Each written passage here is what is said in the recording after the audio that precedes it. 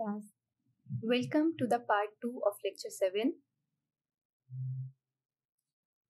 In our previous lecture, we have studied about data flow architecture and how the batch sequential works, its advantages, disadvantages, and its applicability. Now, in this lecture, we are going to study about another data flow architecture style, that is pipe and filter.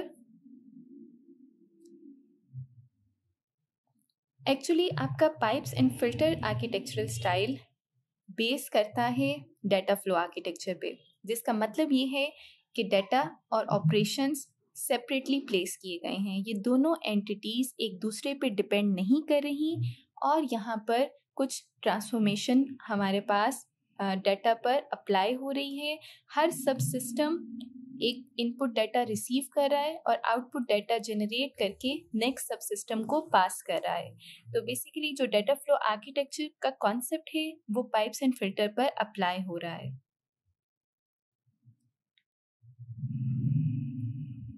According to the slide, the pipe and filter architecture decomposes the whole system into components of data source, filters, pipes and data sinks. Data source का मतलब है incoming data, जो input हमें receive हो रही है वो data source है। फिल्टर्स बेसिकली डाटा पर कुछ ऑपरेशन परफॉर्म कर रहा है, डाटा को ट्रांसफॉर्म कर रहा है। पाइप्स का मतलब है कि दो फिल्टर्स के दरमियान हमेशा एक पाइप कनेक्ट होगा जो कि डाटा को एक फिल्टर से इनपुट लेकर दूसरे फिल्टर पर डाटा की आउटपुट को जनरेट करके दे रहा है हमें, ठीक है। और डाटा सिंक्स का मतलब है एक आउटपुट फाइल जो हमारे पास सिस्टम ने जनरेट की है। तो इस डेफिनेशन के अकॉर्डिंग डाटा सोर्स और डाटा सिंक्स तो इनपुट और आउटपुट को रिप्रेजेंट कर रही हैं, ठीक है। जो दो मेन कंपोनेंट्स हैं वो फिल्टर्स और पाइप्स हैं। The connection between components are data streams. Batch sequential में हमारे पास जो फाइल हम कंसीडर कर रहे थे, ठीक है, आउटपुट पे हमारे पास एक फाइल जनरेट हो रही थी। हर सब सिस्टम की आउटपुट एक फाइल थी, लेकिन पाइप एंड फिल्टर में डिफरेंस ये है कि हमारे कंपोनेंट्स के दरमियान जो कनेक्शन इस्टेब्लिश हो रहा है that is based on data streams, that is chunk of data, ठीक है। हम यहाँ पर एक पूरी फाइल जनरेट नहीं कर रहे। अगर हमारे पास 10 लाइन्स का कोड है और वहाँ एक लाइन प्रोसेस हो गई है तो हम एक लाइन नेक्स्ट फिल्टर को पास कर देंगे, ठीक है। दूसरी लाइन प्रोसेस होगी, हम उसे फिल्टर को पास कर देंगे। यहाँ हम पूरी फाइल का या 10 लाइन्स के एग्जीक्यूट होने का वेट नहीं कर रहे, हम डाटा स्ट्रीम्स की फॉर्म में डाटा आगे पास कर रहे हैं। The next line says each component has a set of inputs and set of outputs. जिस तरह हम डाटा फ्लो आर्किटेक्चर में डिस्कस कर रहे थे या बैच सिक्वेंशियल में डिस्कस कर रहे थे कि हर कंपोनेंट एक इनपुट वैल्यू को रिसीव करेगा और एक आउटपुट वैल्यू जनरेट करेगा। तो ये बेसिकली सिमिलैरिटी है between pipes and filter and batch sequential दोनों के अंदर, क्योंकि ये दोनों कैटेगरीज डाटा फ्लो आर्किटेक्चर की को फुलफिल कर रही हैं। अब हम वन बाय वन देखेंगे कि फिल्टर क्या है, कैसे काम करता है और हमारे पास जो पाइप का कॉन्सेप्ट है उससे क्या मुराद है। As you can see on your slides that each filter is an independent data stream transformer. तो यहाँ पर आप 2 पॉइंट्स देख रहे हो। एक तो ये कि एक फिल्टर दूसरे फिल्टर पर डिपेंड नहीं कर रहा, हर फिल्टर इंडिपेंडेंटली काम कर रहा है, ठीक है। वो एक स्पेसिफिक फंक्शनैलिटी परफॉर्म करेगा और वैल्यू आगे पास कर देगा। दूसरा point, it is a data stream transformer, यानी कर तो ये भी ट्रांसफॉर्म ही रहा है, ठीक है। एक इनपुट वैल्यू को आउटपुट वैल्यू जनरेट करके नेक्स्ट फिल्टर को पास कर रहा है, लेकिन ये पूरी फाइल के तौर पे ट्रांसफॉर्म नहीं कर रहा, बल्कि ये डाटा स्ट्रीम के तौर पे ट्रांसफॉर्म कर रहा है, यानी चंक्स की फॉर्म में ये ट्रांसफॉर्म कर रहा है। अगर इसे एक लाइन अवेलेबल है तो ये एक लाइन को प्रोसेस करके नेक्स्ट कंपोनेंट को पास कर देगा। So it reads data from its input data stream, transforms it, process it, and then writes the transformed data streams over a pipe for the next filter to process. I hope ये आपको clear होगा कि हर filter का काम है कि वो input data stream को रिसीव करे, उस पर जो भी ऑपरेशन परफॉर्म करे, ऑपरेशन परफॉर्म करने के बाद उसकी एक आउटपुट वैल्यू जनरेट करके या राइट करके वो नेक्स्ट फिल्टर को पाइप के थ्रू पास करेगा और देन उस पर जो प्रोसेसिंग होगी वो नेक्स्ट फिल्टर परफॉर्म करेगा। फिल्टर्स हमारे पास दो टाइप्स के हैं, एक एक्टिव फिल्टर्स हैं और दूसरा पैसिव फिल्टर्स हैं। एक्टिव फिल्टर में और पैसिव फिल्टर में डिफरेंस क्या है? An active filter pulls in data and pushes out the transform data, यानी एक्टिव फिल्टर को किसी थर्ड फोर्स की ज़रूरत नहीं है जो उस पे डाटा को पुल करे और पुश करे। That is pulls in data का मतलब है डाटा को रीड करना और pushes out the data means to write the data. Active filter खुद डाटा को रीड करता है और उस डाटा को वो राइट करके नेक्स्ट फिल्टर को पास कर देगा। हालांकि जो पैसिव फिल्टर है उसमें डिफरेंस ये है कि passive filter lets connected pipes push data in and pull data out, यानी पैसिव फिल्टर ये वेट करता है कि जो उसके साथ कनेक्टेड पाइप है वो डाटा की वैल्यू को रीड करके फिल्टर को पास करे और फिल्टर उस पर सिर्फ प्रोसेसिंग करेगा और प्रोसेस करके वो वेट करेगा कि नेक्स्ट जो कनेक्टेड पाइप है वो उसकी वैल्यू को राइट करेगा। ठीक है, यानी पैसिव फिल्टर में फिल्टर का काम सिर्फ और सिर्फ अपनी फंक्शनैलिटी परफॉर्म करना है, उसमें डाटा का पुल या पुश इन्वॉल्व नहीं है, यानी कि डाटा की रीड और राइट की जो फंक्शंस हैं वो फिल्टर परफॉर्म नहीं करेगा। Then comes the concept of pipes. Pipe है क्या? पाइप बेसिकली एक कनेक्टर के तौर पे काम करता है between two filters. It can be binary और करेक्टर, यानी वैल्यू आपको 0101 की फॉर्म में भी आगे पास की जा सकती है फिल्टर पे, या फिर आपको करेक्टर की फॉर्म्स में भी वैल्यू पाइप आगे फिल्टर को प्रोवाइड कर सकता है। यहाँ आप एक एग्जाम्पल देख रहे हो, आपको कुछ फिल्टर्स नज़र आ रहे हैं रेक्टेंगल बॉक्स में और उसके साथ आपको एक एरो की फॉर्म में कुछ पाइप्स नज़र आ रहे हैं। यहाँ पर कुछ चीज़ें हैं जो कंसिडर करने की हैं। एक फिल्टर से दो पाइप्स की वैल्यू जनरेट हो रही हैं। ठीक है, एक फिल्टर ने दो वैल्यू जनरेट की हैं जो कि दो डिफरेंट फिल्टर्स पर मैप हो रही हैं, यानी ये एक 1-to-1 रिलेशनशिप नहीं है। एक फिल्टर से मल्टीपल पाइप्स कनेक्टेड हो सकते हैं और वो मुख्तलिफ फिल्टर्स पर आगे कनेक्टेड हो सकते हैं। ठीक है, इसके अलावा एक और कॉन्सेप्ट आप यहाँ पर देख रहे हो कि दो फिल्टर से दो डिफरेंट वैल्यूज़ एक फिल्टर को पास हो रही हैं। ठीक है, पैरेलल में दो वैल्यूज़ एक ही फिल्टर पर उसे रिसीव हो रही हैं। देन ऐसा भी पॉसिबल है कि एक फिल्टर की इनपुट उसकी आउटपुट भी बन सकती है। ठीक है, और एक और सिनेरियो यहाँ पर आप देख रहे हो कि फिल्टर की इनपुट ज़रूरी नहीं कि आगे की तरफ ही मूव करे, फिल्टर की इनपुट बैकवर्ड भी मूव कर सकती है। ठीक है, वो पीछे एक कनेक्टेड फिल्टर की तरफ भी जा सकती है।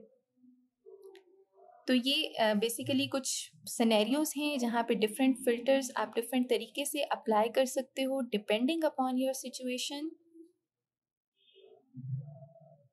आई होप आपको फिल्टर और पाइप दोनों का कॉन्सेप्ट समझ में आ गया होगा। अब एक एग्जांपल है ट्रेडिशनल कंपाइलर्स की। हमारे पास जो ट्रेडिशनल कंपाइलर्स हैं ये बेसिकली बेस कर रहे होते हैं पाइप एंड फिल्टर कॉन्सेप्ट पे।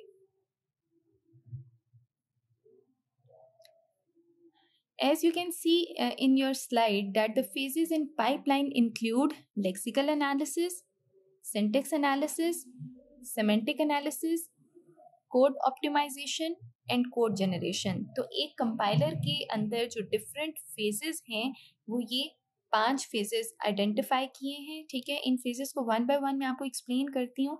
आप नेक्स्ट स्लाइड में देख रहे हो कि आर्किटेक्चर जो कंपाइलर का है वो किस तरह से कंपोज हुआ है। सबसे पहले हमारे पास एक टेक्स्ट फाइल जो है वो एज अ इनपुट काम कर रही है या as a data sink file जो है वो काम कर रही है। इस टेक्स्ट से जो इनपुट आ रही है वो लेक्सिकल के फिल्टर को मिल रही है, ठीक है। लेक्सिकल का फिल्टर क्या करता है कि आपके टेक्स्ट में जितने भी टोकन्स हैं, आपके टेक्स्ट में जो भी वर्ड्स होंगे उन सबको टोकन्स में डिवाइड कर देगा। टोकन्स में डिवाइड करने का मतलब ये है कि आइडेंटिफाई करेगा क्या कीवर्ड्स यहाँ पर यूज़ हुए हैं, कौन से वर्ड्स कैरेक्टर्स हैं, कौन से स्ट्रिंग्स हैं, वो तमाम वैल्यूज़ को टोकन्स में आइडेंटिफाई कर देगा, ठीक है। उसके बाद टोकन्स में आइडेंटिफाई करने के बाद जो आउटपुट जनरेट होगी वो जाएगी सिंटैक्स पे, ठीक है। सिंटैक्स बेसिकली इंश्योर करता है कि आपने जो प्रोग्राम लिखा है क्या उसका सिंटैक्स ठीक है या नहीं। जैसे कि आपने जब एक स्टेटमेंट ख़त्म की तो उसके बाद आपने सेमीकोलन अटैच किया है या नहीं। अगर आपने फॉर लूप लिखी है तो लूप के साथ आपने स्टार्टिंग और एंडिंग ब्रैकेट दोनों प्लेस की हैं या नहीं। तो सिंटैक्स जो है ये बेसिकली आपके सिंटैक्स को चेक कर रहा होता है लाइन बाय लाइन, ठीक है। और वहाँ पर अगर आपका सिंटैक्स ठीक नहीं है तो आपको एरर जनरेट करके दे देता है।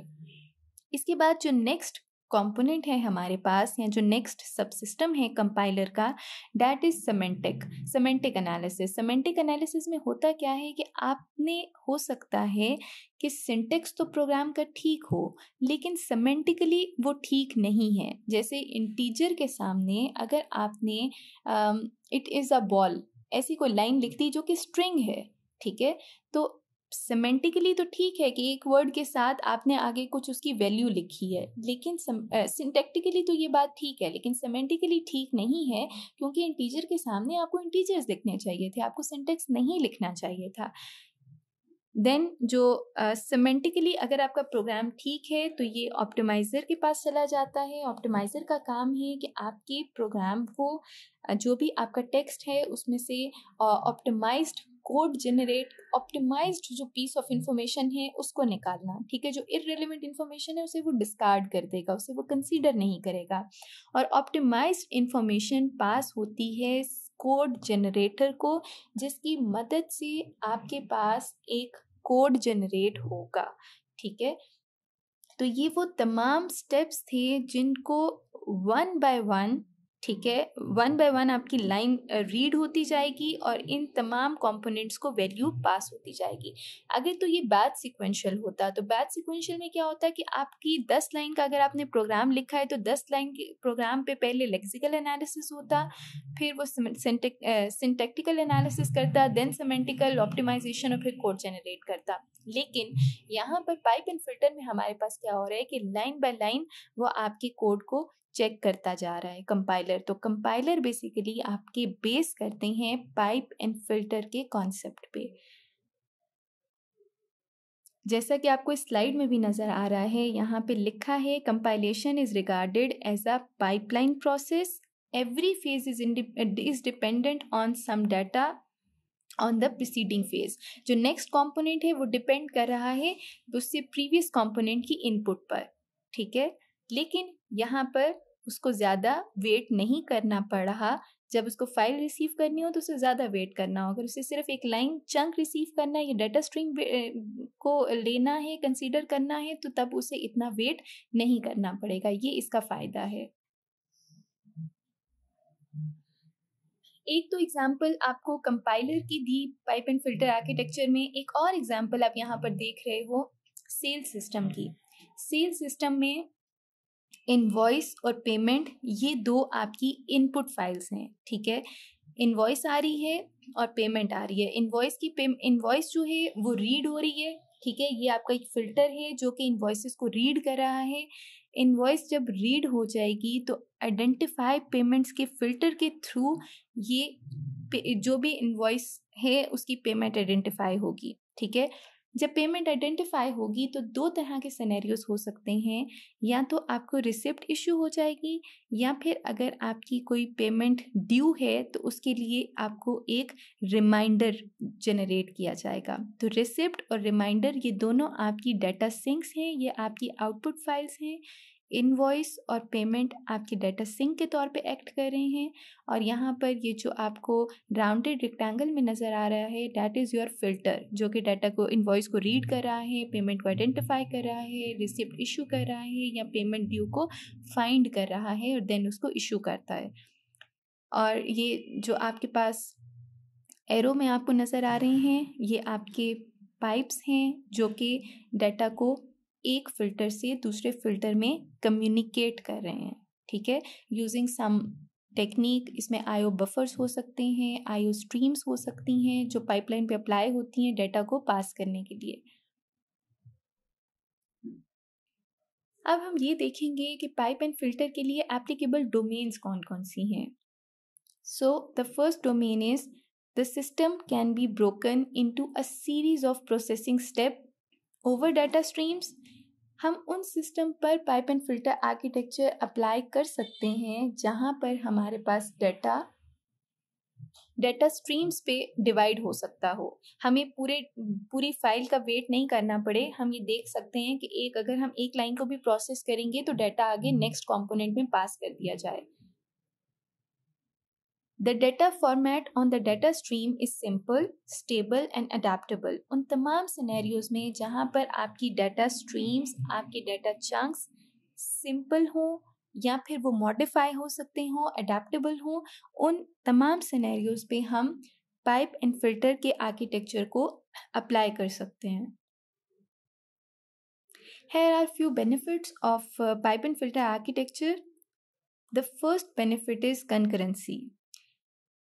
अगर हम इसको कंपेयर करें बैच सिक्वेंशियल के साथ, तो दोबारा से मैं यही बात कहूँगी कि बैच सिक्वेंशियल में हमें एक पूरी फाइल का वेट करना पड़ता था एक सब सिस्टम को, तब जब वो पूरी फाइल एग्जीक्यूट हो जाती थी तब नेक्स्ट सब सिस्टम की एग्जीक्यूशन स्टार्ट होती थी। लेकिन पाइप एंड फिल्टर में हमें पूरी फाइल का वेट नहीं करना पड़ रहा। अगर तो एक लाइन भी प्रोसेस हो जाती है तो उसकी आउटपुट हमें नेक्स्ट कंपोनेंट को, नेक्स्ट सब सिस्टम को रिसीव हो जाती है। तो इसमें डाटा हमारा पैरेलल, अगर दूसरा सिस्टम जो है वो काम कर रहा है तो दूसरे सब सिस्टम ने 2 लाइन्स अगर एग्जीक्यूट कर ली तो उसकी इनपुट तीसरे सब सिस्टम को मिल गई, और दूसरे सब सिस्टम ने हो सकता है कि 5th और 6th लाइन जो है उसको रिसीव कर लिया। तो बेसिकली पैरेलल में तमाम कंपोनेंट्स काम कर रहे हैं। जो लाइन ऑफ कोड्स हैं वो पैरेलल तमाम कंपोनेंट्स को कुछ कुछ चंक उनका मिल रहा है, वो रिसीव करते जा रहे हैं और वो अपने उसको प्रोसेस करते जा रहे हैं। इससे फ़ायदा क्या होगा, इससे जो थ्रूपुट है सिस्टम की वो इम्प्रूव हो जाएगी, वो ज़्यादा हो जाएगी, ठीक है। जब हम बैच सिक्वेंशियल की बात कर रहे थे तो वहाँ पर थ्रूपुट कम थी, सिस्टम इतना एफिशिएंट नहीं था, लेकिन यहाँ पर हमारी जो थ्रूपुट है सिस्टम की वो इंक्रीज हो जाएगी क्योंकि पूरा सिस्टम पैरेलल में या चंक्स में डाटा को रिसीव कर रहा है, उस पर काम कर रहा है। तो जो आउटपुट जनरेट होगी वो कंसिडरेबली जल्दी जनरेट हो जाएगी। एक और बेनिफिट इसका रीयूजेबिलिटी। आपने ये बात हमने फ़िल्टर जब डिफ़ाइन किया था तो वहाँ पर स्टडी की थी कि हर फ़िल्टर इंडिपेंडेंट है प्रीवियस फ़िल्टर से, हर फ़िल्टर अपनी एक कोर फंक्शनैलिटी परफॉर्म कर रहा है। तो ये कॉन्सेप्ट बेसिकली इनिशिएट करता है रीयूजेबिलिटी को, यानी आप एक फ़िल्टर को मुख्तलिफ जगहों पर इस्तेमाल कर सकते हो क्योंकि वो एक कोर स्टैंड अलोन प्रोग्राम है, ठीक है, वो एक फंक्शनैलिटी परफॉर्म कर रहा है। इसी तरह पाइप्स एंड फिल्टर का एक और बेनिफिट ये है कि it supports both sequential and parallel execution. इसका मतलब ये है कि बैच सिक्वेंशियल की तरह इसमें सिक्वेंशियली भी आपका डाटा पास हो रहा है, ठीक है, लेकिन वो डाटा स्ट्रीम्स की फॉर्म आपके आगे जा रहा है, ठीक है, डाटा स्ट्रीम्स की फॉर्म में वो आगे पास हो रहा है, वो पूरी फाइल की फॉर्म में आगे नहीं जा रहा। तो पैरेलल भी काम हो रहा है और सिक्वेंशियल भी काम हो रहा है। तो ये आपका एक फ्लेक्सिबल स्टाइल है जो दोनों चीज़ों को कंसीडर कर रहा है। इसके अलावा इसका एक और बेनिफिट ये है कि ये एक सिंपल आर्किटेक्चर है। या फिर इसको मैं इस तरह भी कह सकती हूँ कि आपकी इस आर्किटेक्चर को मॉडिफाई करना भी आसान है based on the same concept कि आपके जो फ़िल्टर्स हैं वो इंडिपेंडेंट हैं। तो जब आप अगर आप एक फ़िल्टर से एक एल्गोरिदम के थ्रू कोई फंक्शनैलिटी परफॉर्म करवा रहे हैं, अगर कोई न्यू एल्गोरिदम देखा या ज़्यादा एफिशिएंट एल्गोरिदम देखा है, तो आप उसी फ़िल्टर के लिए एक अलग से न्यू एल्गोरिदम इम्प्लीमेंट करके पुराने वाले फ़िल्टर को न्यू फ़िल्टर से रिप्लेस कर सकते हैं। पुरानी फंक्शनैलिटी को न्यू फंक्शनैलिटी से आप मॉडिफ़ाई कर सकते हैं। तो इसमें सिस्टम को इसका सबसे बड़ा फ़ायदा ये है पाइप एंड फ़िल्टर का कि आपके सिस्टम को रीयूज़ करना आसान है। आप इस जो इसके कंपोनेंट्स हैं या फिर इसके तमाम कंपोनेंट्स को मॉडिफ़ाई करना आसान है। लेकिन इसका एक डिसएडवांटेज भी है। डिसएडवांटेज ये है कि ये इंटरैक्टिव सिस्टम के लिए एक अच्छी चॉइस नहीं है। सेम चीज़ हमने बैच सीक्वेंशियल में भी स्टडी की थी कि बैच सीक्वेंशियल भी इंटरैक्टिव सिस्टम्स के लिए एक अच्छी चॉइस नहीं है और पाइप एंड फिल्टर भी। क्यों? क्योंकि ये ऑलरेडी आपके डिफरेंट कंपोनेंट्स जो हैं जब तक तमाम कंपोनेंट्स आपको एक वैल्यू जनरेट करके नहीं देते, सिस्टम को एक लेटेंसी ऑब्जर्व करनी पड़ती है, सिस्टम को एक डिले ऑब्जर्व करना पड़ता है। लेकिन इंटरैक्टिव सिस्टम में क्या होता है कि इंटरैक्टिव सिस्टम में तो हमें यूज़र से ऑन अ अर्जेंट बेस हमें कुछ इनपुट चाहिए होती है, फिर वो यूज़र से हम बार बार इनपुट ले रहे होते हैं। तो पाइप एंड फिल्टर और बैच सीक्वेंशियल दोनों ही इंटरैक्टिव सिस्टम के लिए एक अच्छी चॉइस नहीं है। इंटरैक्टिव सिस्टम के लिए हमारे पास कुछ और तरह के आर्किटेक्चरल स्टाइल्स हैं जिनको हम फॉलो करते हैं, और उसमें से एक एग्जांपल है हमारे पास रिपोजिटरी आर्किटेक्चर की, जिसको हम हमारे नेक्स्ट लेक्चर में कवर करेंगे। So in this lecture we have studied about data flow architectures, जिसमें हमने दो आर्किटेक्चर स्टाइल को डिस्कस किया है। First is batch sequential and second is pipe and filter. I hope आपको इसमें कोई कन्फ्यूजन नहीं होगी, लेकिन इन केस अगर आपको कोई चीज़ समझ में नहीं आती तो उसे हम इंटरेक्टिव सेशन में डिस्कस करेंगे। Thank you for listening class. अल्लाह हाफिज़।